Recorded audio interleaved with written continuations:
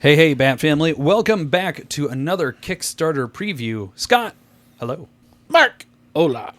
Jason, Buenos noches. we are here, like we said, for a Kickstarter preview. We are here with our very good friends from Bellows Intent one more time, and they have a new campaign, and that is Rolling in Wonderland. Rolling in Wonderland is designed by Daniel Alves, and it has art by Arthur Mask and Samuel Denise, and it has a pretty solid development team on it. This is a joint production of Bellows Intent and Borogove's games, and this is a mid-light Euro game where you're rolling dice, doing some set collection, playing cards, special powers. There's a bunch of stuff going on. A little bit of area control. There's Yeah. there's a couple races going on. And it's all set in Wonderland, which we love. Oh yeah, We've talked about that many times before. You and I are all for it. I know it certainly didn't hurt it didn't for you, stop Jason at all. So No, as soon as I sat down with it, I was instantly brought into the game. They've got some really cool pieces on here, and sitting down with Chris, being able to talk about a lot of this, we'll get into more, but I was excited from the get-go. Oh yeah, same. nice. So let's go ahead and tell you how the game works, and then we will come back around for our impressions.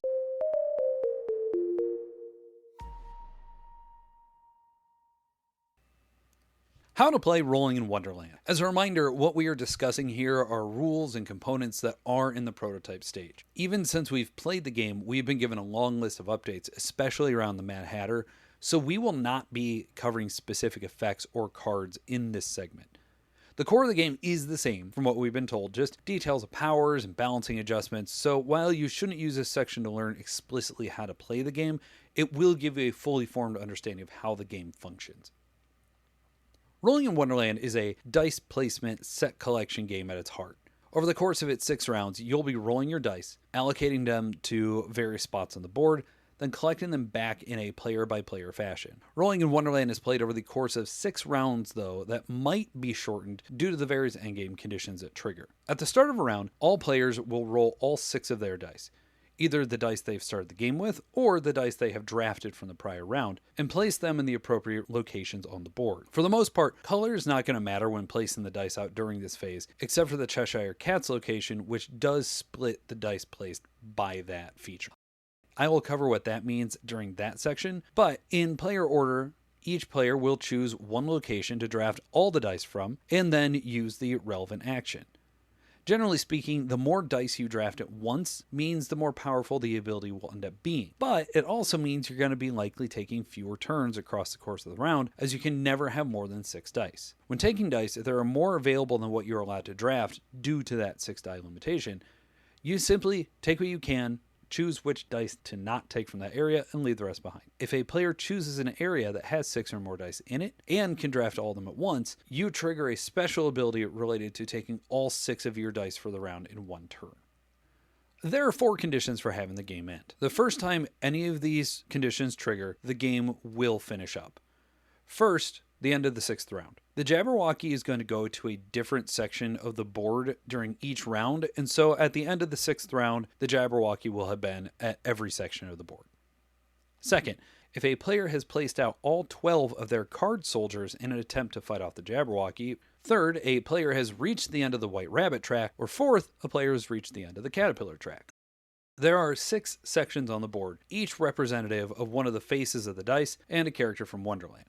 Each section has its own unique rules and rewards for when you draft dice from it, as shown left to right on the board. The first section is the Mad Hatter. When drafting dice from this location, you will take a number of Mad Hatter cards based on the number of dice you drafted from that section. Dice color does not matter here, but Mad Hatter cards are generally broken into ongoing powers. Each player can have 3 as shown by the slots for them on their personal player board, and one-time use powers.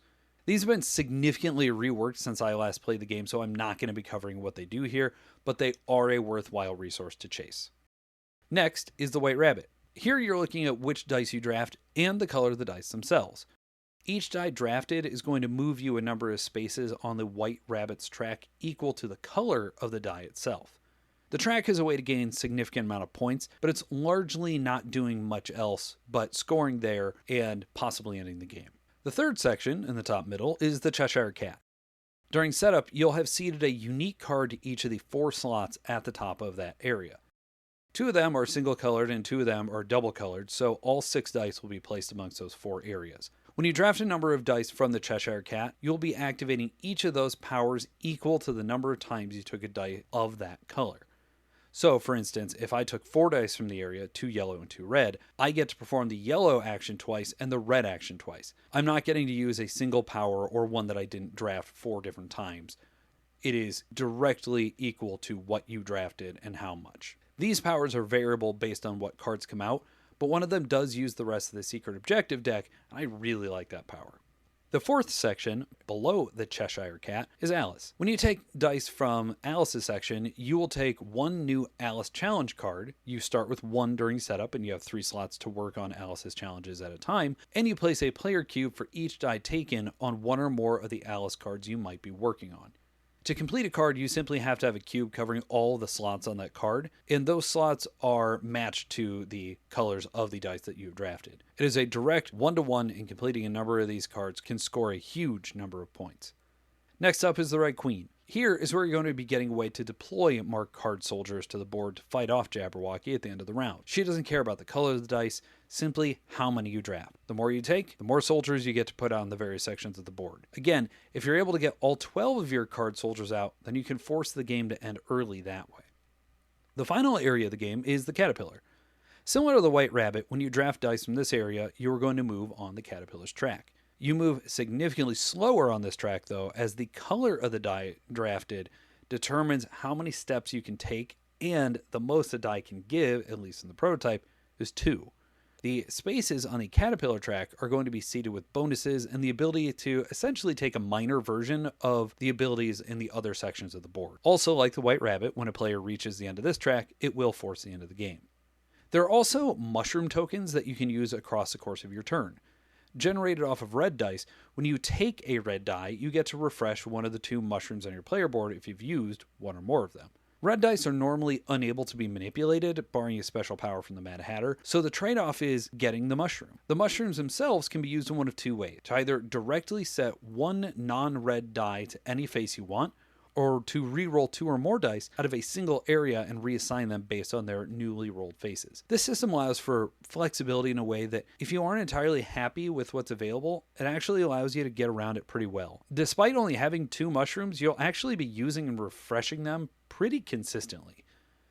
At the end of the game, whichever way it's triggered, you will score up for all the various scoring categories, and the player with the highest score will win.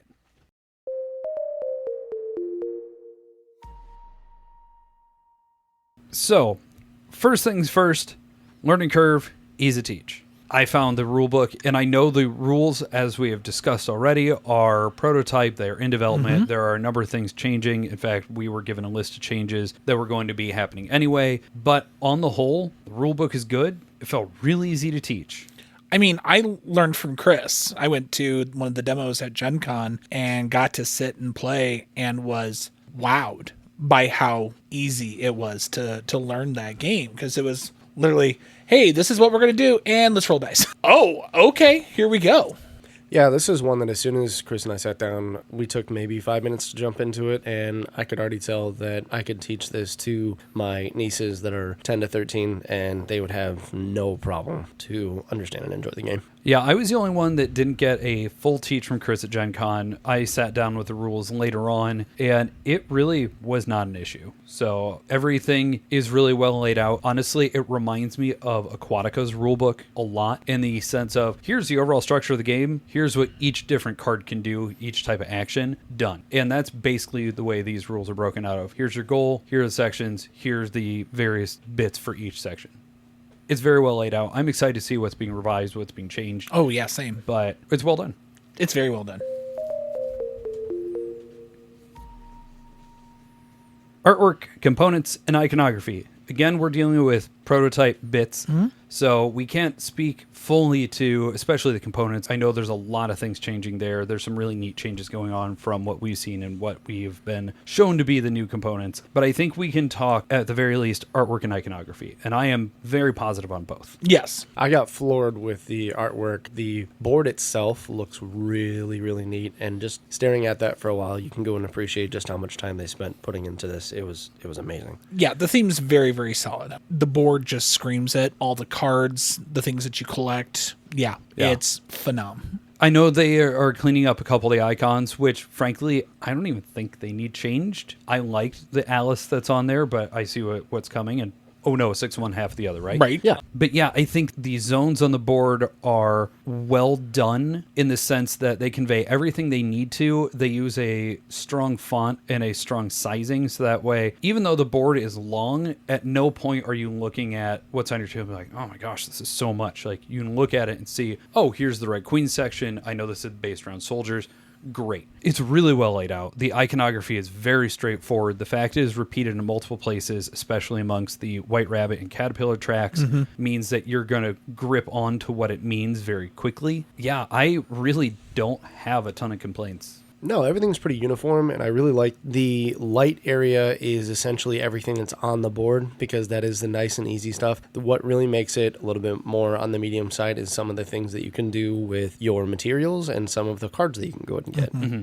It's really easy with the iconography to go ahead and see which goes where, old and new. Looking at some of the new pieces now, it makes it even easier to go ahead and see some of the things. They've updated some of the artwork for the Jabberwocky, which if you saw it before, it had kind of a big red dragon type of vibe to it. Jabberwocky now looks I love awesome. the new art. Yes, it's so good. It's like an angry little fat dragon now. Yes. It was actually the one piece of the art from the prototype phase that I'm like, okay, everything else is good enough. I'll let this slide. And then I didn't even know they were redoing it. And I saw that art and I just laughed out loud because of how good it is. It's so good. And it's just, it fits the theme so well to go ahead and be an all ages type of game. One of the upgraded bits is awesome. And I know we'll talk about that here in a second. But looking at that update, I'm excited with some of the little changes that they went ahead and made throughout. Some of the balances and everything from the get-go till now seems just to go ahead and make it more streamlined, but also it's a little easier to actually go ahead and get some of the victory points too. So I think that's going to be more pleasing for people in general. Oh, this is really, really neat. I like all that little extra stuff that they're putting into this. It's just solid. I'm loving the expansions, the little mini expansions that they're adding in there. Oh, that's going to be fun. With that, I think we are across the board just very pleased with what we've seen. I'm curious to see what the final components are going to be, but we will talk about that in the Kickstarter portion of this later. So with that, we'll move on into the next section.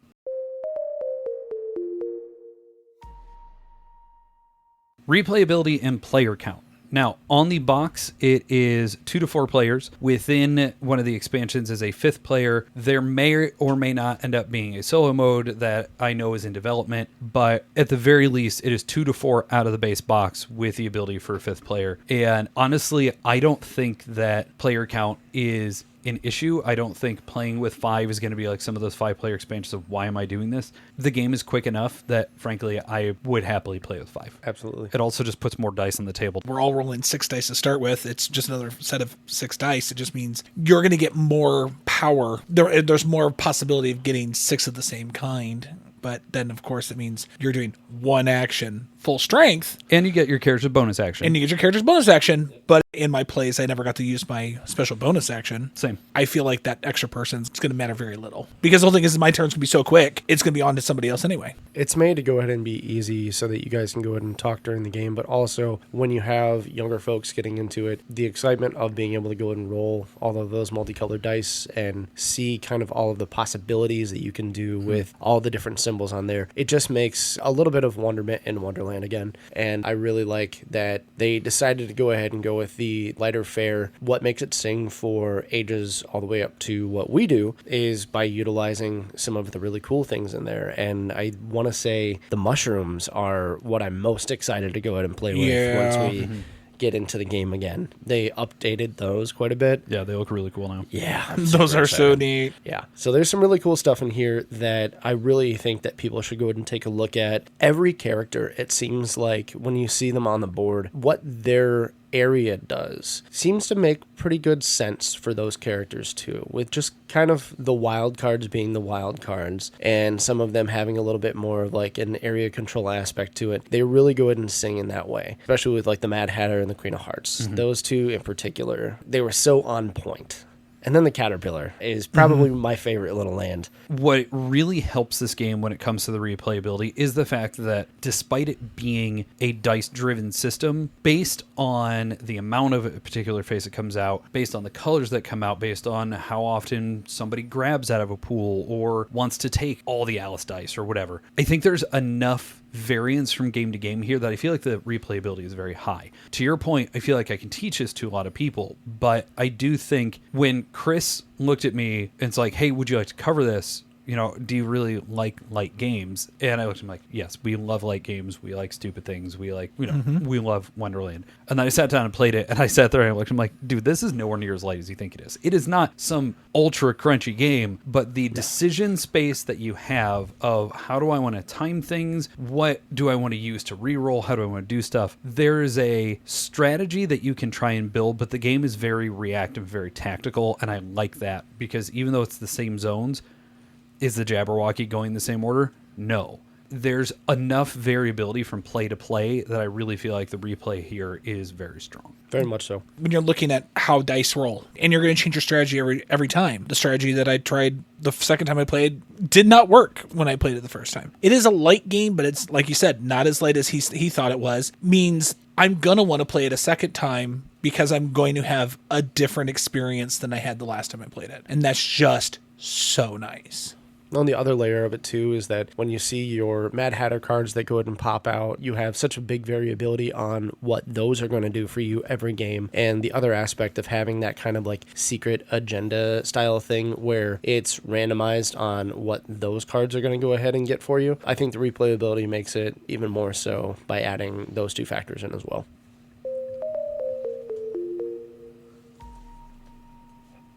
All right, what's to like, what's to dislike? I have a bunch of stuff, honestly, for both sections. More to like than not, but Scott, why don't you start us out? What's to like? I mean, one, if you like a nice lighthearted theme, it's Alice in Wonderland. It's a great theme. I never felt that when I was like, oh, I guess I'm left with these dice. It didn't feel like wah wah. It very much was like, okay, this wasn't initially what I wanted, but I can make this work. And this is how I can make this work. And it feels, even if it's a zone that you wouldn't normally go for, and those times when, well, you guys got him first or whatever, and I had to take something else, I was like, oh, but this is going to still work in my favor. It felt that way. And that's what I really, really appreciate. Because even if you are that last person, I'm left with whatever's there, it's not a bad thing. Especially not because of the mushroom system. Yeah. And being able to say like, oh, you know, I don't want these. They're not the black dice or what's going to be the red dice. That's a change. Oh, nice. It's just a matter of, okay, I can flip this. I can make things happen. And depending on the abilities you may have unlocked out of the Mad Hatter deck or whatever, that even may not be a restriction as well. So there's some cool back and forth of what do I want to take? Do I want to go hard and take a bunch of stuff? Do I want to leave it for other people? The combo-y decisions just feel great in this,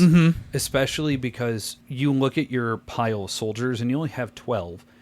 And you're saying the thing, okay, I can stretch these out. And then you realize, oh boy, I've only got like 2 left. This game can be over very quickly. And I didn't even mean for that to happen. Right. So being able to balance where you're going, what you want to do, the fact you can react and rush the end game, or you can try to drag it out so you're seeing the Jabberwock hit every section. There's some really cool session by session choices to be made based on the way the players are all playing. Yeah, agreed. I think one of the things that I thought could be improved on a little bit was some of the score tracks are a little bit on the smaller side, and Chris and I talked about that a little bit of where 2 or 3 or whoever is going to land on the same space. It was going to be a little bit more difficult for people to keep track of because you could ostensibly only have like 1, maybe 2 people on the tracks. But short of just having the space of the trackers themselves and the boards, I really don't have any like negatives to go ahead and put out there for it. In all honesty, all the stuff in here, even the like quality of the pieces and everything seem great. They're even improving on the colors from the pre-production, where it's going to go and help out with people that might have color blindness issues, which I think is in just a tremendous improvement. So that's going to go and help out just make sure that everybody's going to be able to enjoy the game. Yeah. Mixing the fact that you have amazing artwork on here, there's going to be great components because, as we've seen from Bellows before, the components have been fantastic. I love that they decided to actually make little red and white mushrooms. These things are adorable, and I can't wait to go and utilize those. The fact that they already have the artwork in such a good way that they've done nothing but improve upon it in a couple aspects, like we talked about the Jabberwocky.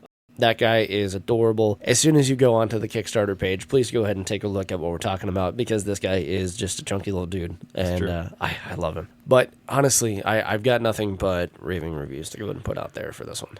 So I have a couple of small things, and the first one has already been addressed because in our copy we played, there were ways to find essentially extra objectives within the Mad Hatter deck.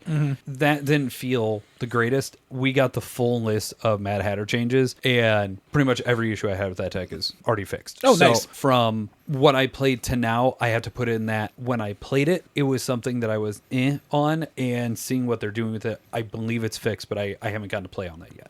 The player interaction is interesting in this game because you are going to be interacting in the sense of you have the pool of dice and you're making the choices of what do I want to take, what do I want to leave behind, that type of stuff. But largely speaking, you are going to be just interacting in that way. So if you're looking for something where you were constantly getting in the other person's way, or you were trying to be more direct, that it isn't just I'm taking these dice because they can help me out, but I know they help me more, so I'm going to take them. Honestly, the game isn't really great for that, because if you try to harm somebody else, you're going to be harming yourself. Yeah. So if you're looking for something cutthroat, that's not here. But I do really like the area control, because you're looking at some of these sections of, it could be 2 to 3, and that's who's there. And because the Jabberwocky doesn't revisit a section, ooh, this place is scored, I can now move my guys out. So there's some really neat, again, tactical response that the game provides that way. Yeah.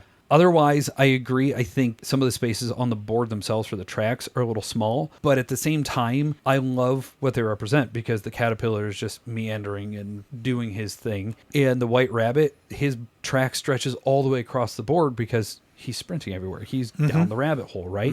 So a lot of those little touches are really, really great to me. Yeah, they've done a very good job of making sure the theme sang all the way. And Jason touched upon the part that I wasn't a fan of, which was how small some of the squares of the board are.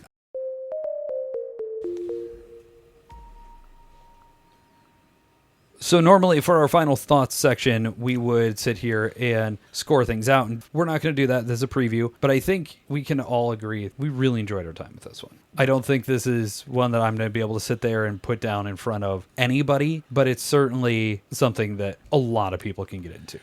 And I'm looking at the price point. This is budget-friendly price point. So since you're taking us there, let's go ahead and just say right now, you are hearing this on the day of the Kickstarter launch. So go check out the Kickstarter. The link will be in our episode notes, and you can check things out. What we have in front of us is, I believe, final. It is technically possible to still change, but from what the information we have, here we go. There's a standard edition for $39 that is also going to include the 2 promo packs that are available for free during the campaign. They will be a paid add-on if you late pledge. They are not terribly expensive. They are $5 and $7 a piece, or they're just free if you pledge during the campaign itself. There's also the deluxe edition for $79, so essentially you're doubling your cost, but to do so, you are adding a 5th player expansion. You are getting mushroom-shaped game trays, custom cut card soldiers, and a neoprene mat. It all looks great. In both the standard and the deluxe are the custom dice. You have the sick red and white little mushrooms that we were talking about earlier. It looks great, man. This just looks really cool. If you do want to get the 5th player expansion without going into the deluxe, you can do that for an extra $10. You can upgrade the basic meeples into the deluxe ones. So you can go piecemeal as you want, but generally speaking, $39 for the standard, $79 for the deluxe. That's really nice. For as much stuff as in this box. Yeah. There's also some other cool little things on the bottom that, if you notice, there are metal coins that you can go ahead and grab. There's also a Secret Cabal player component where you can have a little Sasquatch guy. And I'm sorry, but He's called the Skunky. he's kind of awesome. The Secret Cabal, if you do not know, is another board gaming podcast. He's been around for ages. Check him out. He has been wonderful. If you like old school, like Fantasy Flight coffin box style gaming, he's all about it. Nice. This is going to be a lot of fun, and I think this is a nice little departure for these guys because, Age Contrive was such a heavy game. And to switch gears with something that is lighter, and I can see this hitting the table just as much as anything else. I had a really great time with this. I think we are in kind of a golden age of Alice in Wonderland in board gaming. Oh, yeah. Is there people that may argue we're maybe getting to a point of too much? But I really like this interpretation. It's very different from something like Wonderland's War Paint the Roses. This is a game I very much enjoy. And the theme, I mean, I'm a sucker for it. It drew me right in.